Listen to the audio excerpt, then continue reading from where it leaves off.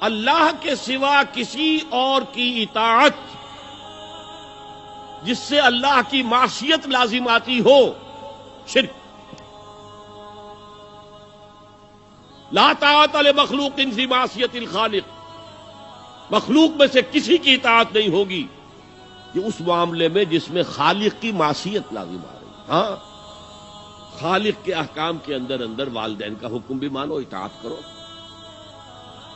اساتذہ کا حکم مانو، کسی اور کو اپنا لیڈر مانا ہے اس کا حکم مانو، لیکن ناٹ بیونڈ وہ جو سرکل ہے کتاب و سنت کا، اس سے باہر نہیں۔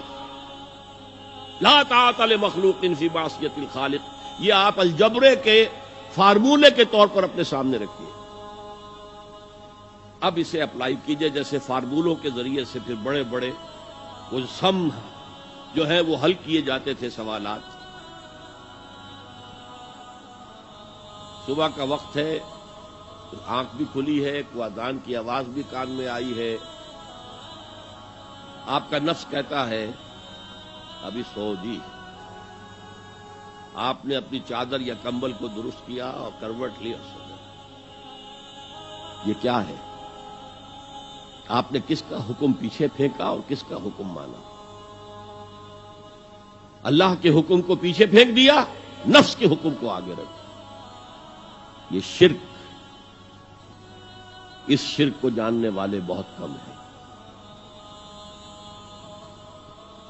مولانا روم نے خوب کہا تھا، نفس ماں ہم کم ترس فرعون نیست لیکن اورعون ایراعون نیست۔ میرا نفس بھی فرعون سے کم نہیں ہے۔ فرعون نے کہا تھا نا الیس لی ملک مصر وہذہ الانہار تجری من تحتی، کیا اس ملک مصر کی حکومت میری نہیں ہے؟ اور سارا جو یہ آب پاشی کا نظام ہے، انہار کا نظام ہے، وہ میرے کنٹرول میں نہیں ہے؟ جس کا چاہوں موگا کھلا رکھوں، جس کا چاہوں بند کر دوں۔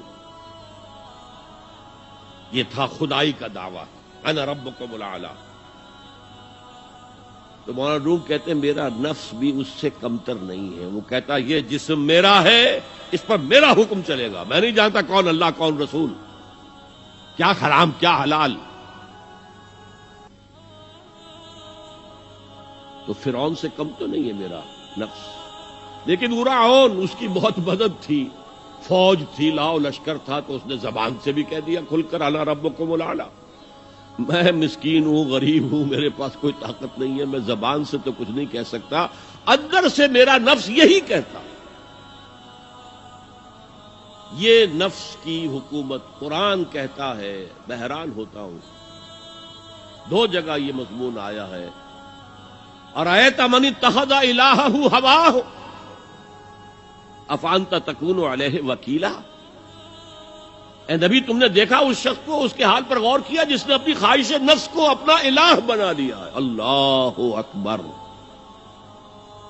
الہ، لا الہ الا اللہ، کلمہ توحید کا مرکزی لفظ یہاں آ رہا ہے، من اتخذ الہہ ہواہ، جس نے اپنی خواہش نفس کو اپنا معبود بنا لیا، الہ بنا لیا۔ افانت تکون علیہ وکیلا، کیا آپ ایسے شخص کی کوئی ذمہ داری لے سکتے ہیں؟ سود حرام ہوا کرے جی، حرام ورام، ہمارا دھندا جو ہے وہ آگے بڑھ نہیں سکتا۔ تو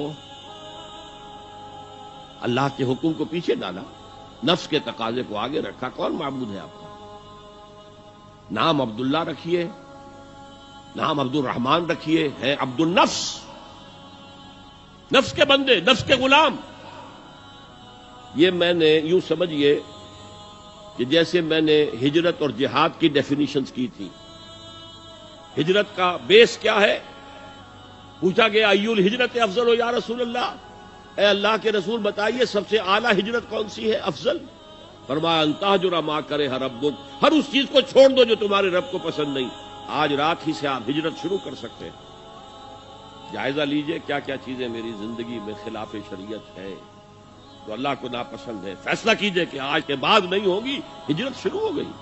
افضل الہجرہ، سب سے افضل ہجرت شروع ہو گئی۔ لیکن ٹاپ پر لے جائیے تو یہ ہجرت جب اللہ کے دین کو قائم کرنے کی جدوجہد اس مرحلے پر آ جائے کہ اب باطل کے ساتھ ٹکراؤ ہے، اور اب چاہیے کہ ساری قوت ایک مرکز پر جمع ہو جائے. ہجرت فرض کر دی گئی. وہ ہجرت گھر بار چھوڑ کر، اہل و عیال کو چھوڑ کر، اور مکے کے بھیڑیوں کے رحم و کرم پر چھوڑ کر اپنے گھر والوں کو جو لوگ ہجرت کر کے آئے. حکم تھا.